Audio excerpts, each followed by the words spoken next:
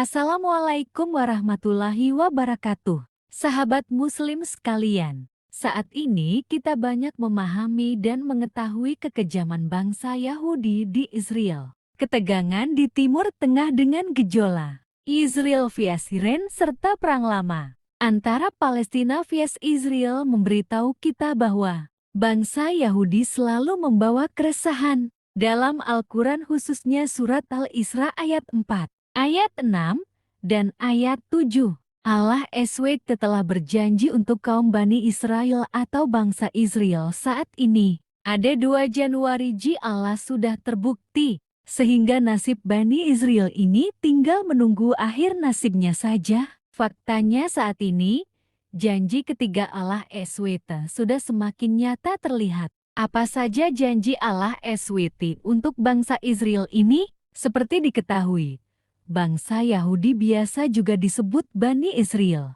Julukan ini disematkan oleh Nabi Yakub yang artinya kekasih Allah.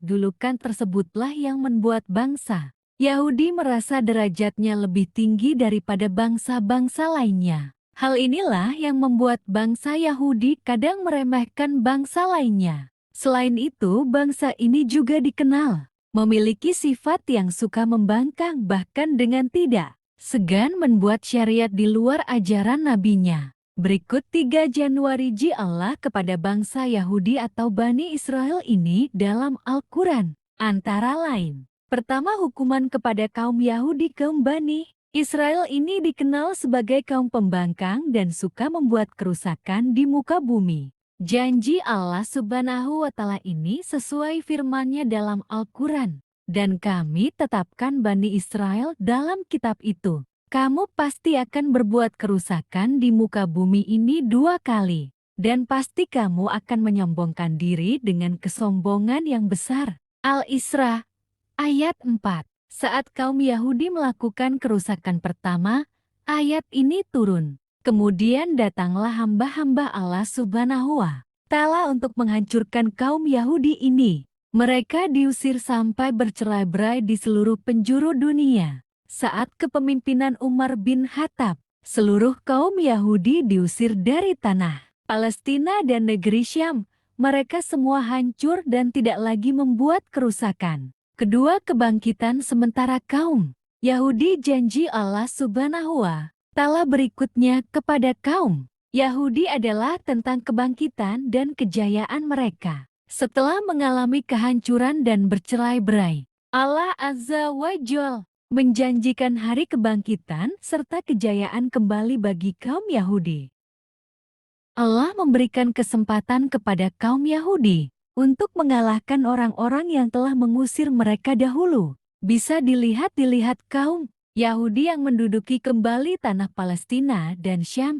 Ini sesuai firman Allah Subhanahu wa Ta'ala dalam Al-Quran. Kemudian kami berikan kepadamu giliran untuk mengalahkan mereka kembali. Dan kami membantumu dengan harta, kekayaan, dan anak-anak keturunan. Dan kami jadikan kamu kelompok yang besar. Al-Isra ayat 6. Janji kedua Allah Subhanahu wa Ta'ala ini sudah terpenuhi. Buktinya, kemajuan ekonomi dan politik kaum Yahudi sangat luar biasa. Namun, mereka kembali menyombongkan diri dan kembali membuat kerusakan di muka bumi. Nyaris seluruh kekuatan militer negara barat mendukung Yahudi. Tapi janji kedua yang sudah terjadi itu tidak akan lama, sebab janji ketiga akan dibayar. Ketiga, kehancuran lagi kaum Yahudi. Inilah janji terakhir Allah, adalah kehancuran kembali mereka. Jika kamu berbuat baik bagi dirimu sendiri dan jika kamu berbuat jahat, maka kejahatan itu bagi dirimu sendiri.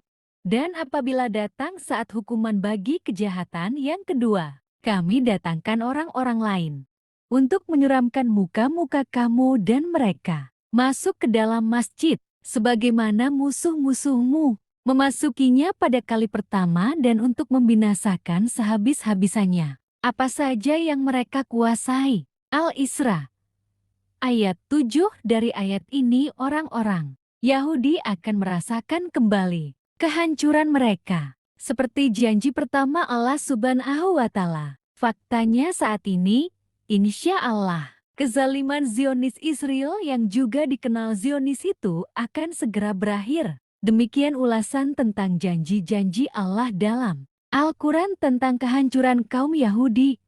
Wallahu alam.